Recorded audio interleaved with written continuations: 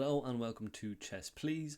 Now, chess is a very difficult game, and one of the hardest things about chess is keeping all the different nuances and facets of a position clear in your head as you're playing a game, as it's changing every single move that you make.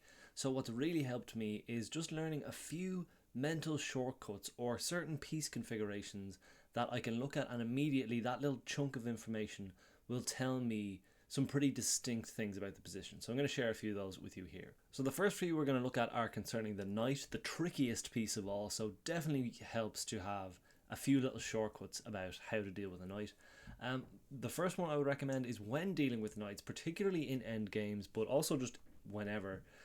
If you notice this piece configuration where you have a piece and there is one square between it and the knight, that actually means that that piece is safe from that knight for 3 moves on that square. So if you think about how this knight is actually going to eventually be able to attack a king in this position, it doesn't actually come that easy. Like, you have to kind of go like here and then maybe here and then all the way back here. So 3 full moves for a knight to eventually attack that square. So if you're in time trouble, or if you just like are playing an endgame and you don't want to get forked, that piece configuration, one square in between a knight and the piece, you can just file that away straight away, being like, that knight is not going to be troubling that square for at least 3 moves.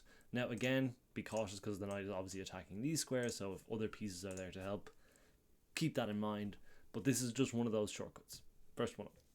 So the next little mental shortcut we have is again dealing with knights, and another way of like restricting the knight's efficacy or even their mobility in this case is when you're trying to keep a knight out of your position using a pawn. Now again, this is an incomplete position, so maybe not the best example, but placing a pawn 2 squares in front of a knight does a really good job at stopping it from advancing. Now again, the knight can move over here, but you know, what more do you want a pawn to do than keeping a knight from like moving, leaping into your territory?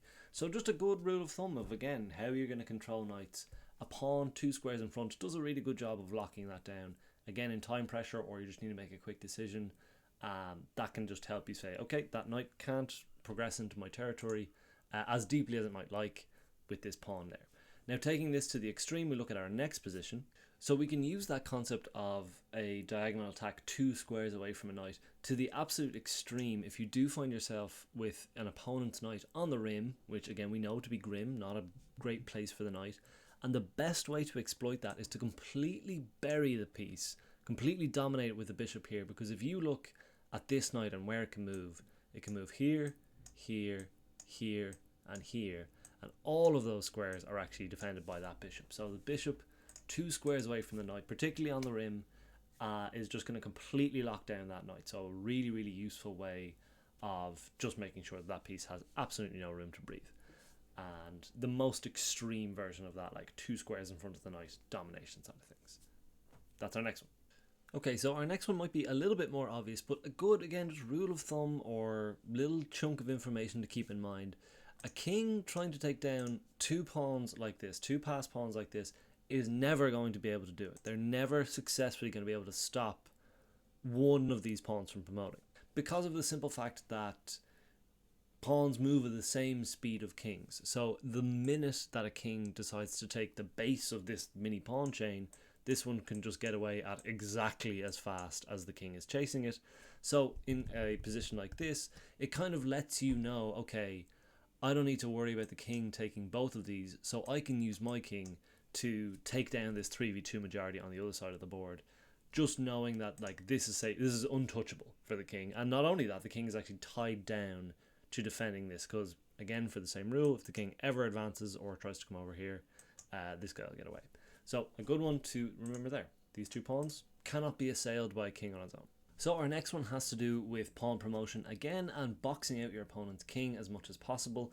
And this one I like to call the red carpet. I like to call it that because everyone likes to call it that. I heard Levy Rosman use that term first, but I'm sure people have called it that in the past. And basically, when you're trying to escort a pawn to promotion, once you get the king here and in opposition with your opponent's king, you lay out this red carpet. You lay out a space where the king cannot infiltrate, which basically means this pawn can take its sweet, sweet time. Not that you want to do that, but it could if it wanted to just bask in the glory. But you can just march on up the board. Doesn't matter what the king does because it can't get into where it needs to. And then you have a queen, you win the game. Hurrah! Red carpet. So again, that's the king blocking out here. Next one. Okay, so the next one is another pretty famous one, and that is the rule of the square. And this is also to do with making sure that you have space to promote your pawn. Now, the rule of the square, basically, it's a good rule of thumb to understand if the opponent's king is going to catch your pawn, if you should start pushing like crazy, or if you should maybe try a different plan. So the rule of the square is basically when you have a pawn, if you want to say, okay, can this king catch this pawn? Now you can go like 1, 1, 1, 1, 1. But doing that in time trouble gets just really head wrecky and can chew up a lot of your clock, and you might lose on time anyway. So the rule of the square is basically you take this pawn, you draw a diagonal line. So baba booey, you draw a diagonal line to the 8th rank where it's trying to go. And then you basically draw a square that would envelop the pawn. So you just make a square like this.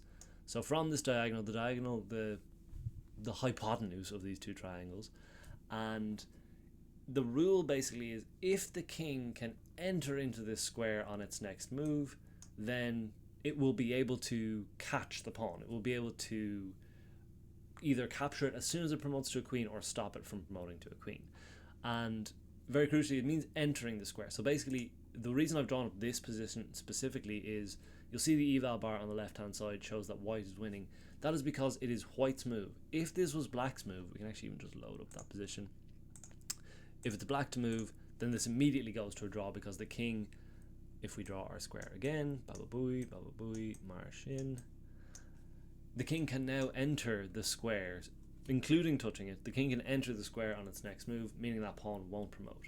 But because it was white's move in the initial position we showed, once we push this, the square changes. So now it's this, this, this, this, and this. That's now the square. So on black's next turn, it can go here. It's not entering the square, which means that that pawn can promote, and obviously the square is going to get smaller every single move it makes. So that's just a really easy one to, in time pressure, say, okay, yes, that pawn has enough room. Go, go, go. Close your eyes and push. A really useful one because those pawn races, they are kind of tricky to calculate. Not tricky, annoying. That's the rule of the square. So this one isn't as cast iron as some of the other rules, but this is called the center fork trick, and it's just a really fun one to try in an opening of a game when you have a kind of a Vienna game or a 3 knights game. There's a lot of positions that can reach this formation specifically. So it's e4, e5, you meet in the center, you bring out both of your knights as white, and if they put their bishop here, which is a lot of players are want to do, if they want to put their bishop there on c5 and they bring their knight out to c6 as well, you can actually just take this pawn. It's really nice, it's fun, it gets them all rattled because they're like, whoa, they're giving away a knight straight away. They take the knight, and then obviously the reason being is you can actually fork these two pieces now, and if they take with this bishop, they're actually kind of like already a little bit behind because you can bring out your queen, this knight has to move again, or if they to spend tempo kind of defending this knight with like d6, and you can just start to develop at your leisure. Kind of, you can do, you know, maybe something like this, put a bit more pressure on the knight, but it completely destroys their game plan really, unless they're aware of it, which they eventually you will find players that are aware of it, but it'll freak a lot of people out. Center fork trick again, we roll back just here, totally normal position, you explode the dynamite, and just more of a mental blow than anything. Nice little fun one, center fork trick.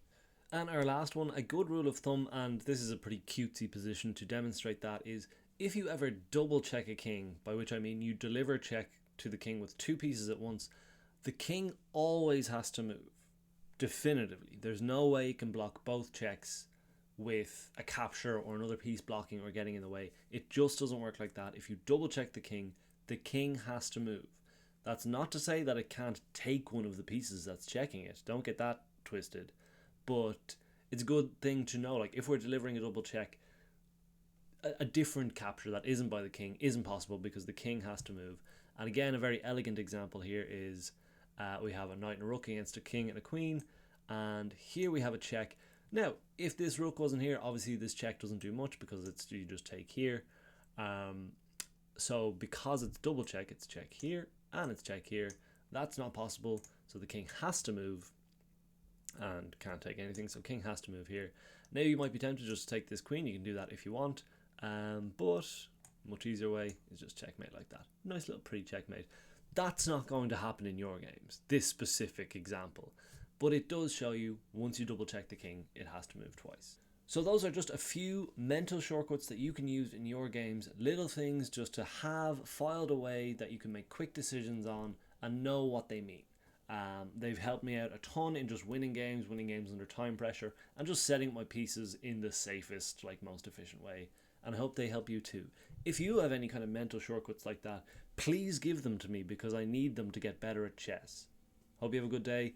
Feel free to subscribe and stick around if you like this kind of thing, and all the very best.